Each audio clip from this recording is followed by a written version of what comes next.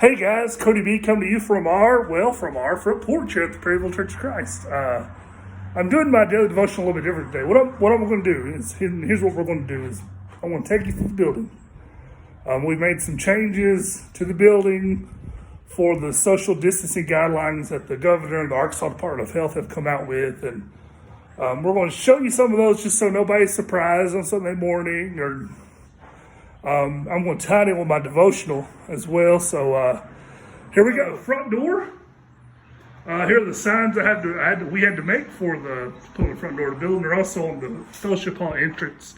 If you look down below, we have marked 6 feet intervals so we can know where 6 feet is on the floor and be able to successfully social distance. Over here we have some masks. Please bring your own masks. We do not have a lot of masks, but we do have some if you don't have any for the worship services. We also have some bottles of hand sanitizer we can use. Over here we have the hand sanitizer that'll be available for everyone to use as they come in. We will not have a bulletin that we're going to put out here that's for leftover from last week. And here's the communion that we'll use, and you're not going to grab. We're going to pass these items out to you. There'll be individual with masks, hopefully gloves, and we're going to pass those out as you come in. And once again, here are the markings on the floor. They start. There's one right there on the doorway. I don't know if you can see it or not, but they start out here, out in the parking lot, and they go into the building, all the way down the back hallway to the back door to the fellowship hall, and the far hallway as well. They're on each aisle all the way in front.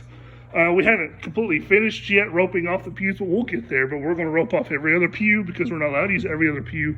Also, if you notice, our songbooks are gone. Once again, that's part of the guidelines that we have.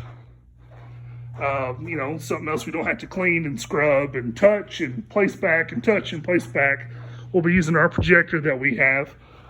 Here's like I said, more markings on the floor. You can tell what I did today. What I did this morning. Ropes. Please don't cut the ropes. I know so many of you people, men in Perry County, so many of us have pocket knives in our pocket. Please don't cut the ropes. We do have a camera stand. I should mention this. We'll be over here in the corner. It'll be filming, not the crowd, just me and Steve and whoever's at the front as we lead services, so we can live stream our worship services as we meet together. So that's the state of our building as it is right now, and the way it'll be Sunday morning, and I guess the way it's going to be until the Arkansas Department of Health changes the guidelines. And there's a passage of scripture and a quote that came to my mind this morning as I was laying the pieces of tape, and I guess the last few days as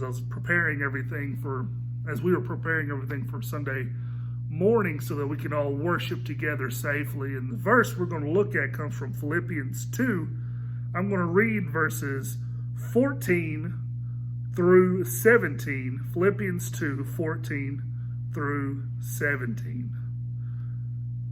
The Apostle Paul writes, "Do all things without grumbling or disputing, that you may be blameless and innocent children of God, above reproach in the midst of a crooked and twisted generation, among whom you shine as lights in the world, holding fast to the word of life, so that at the day of Christ I may be proud that I did not run in vain or labor in vain, even if I am to be poured out as a drink offering upon the sacrificial offering of your faith. I am glad and rejoice with you all." There's a term in this verse.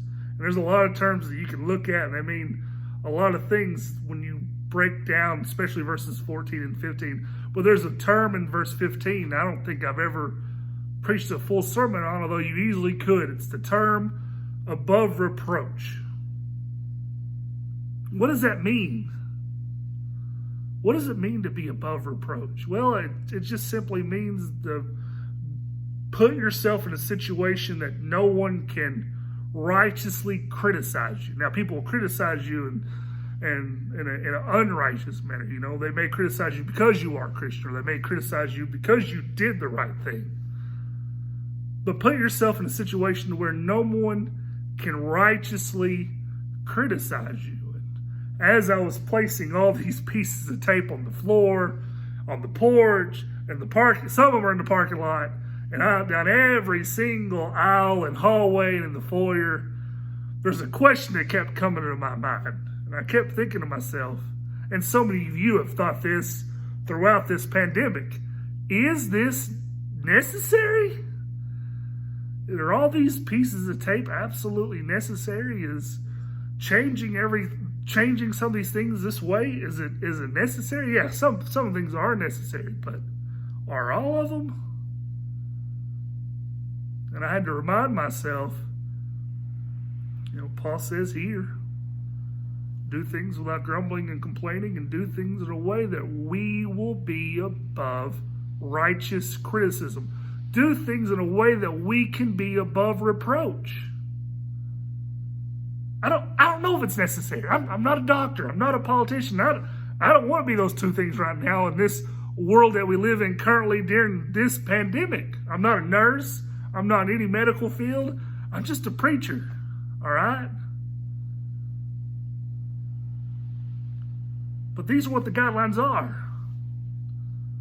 This is what the Arkansas Department of Health has given us so that we can all remain safe. Let's do things in a way where we can be above reproach.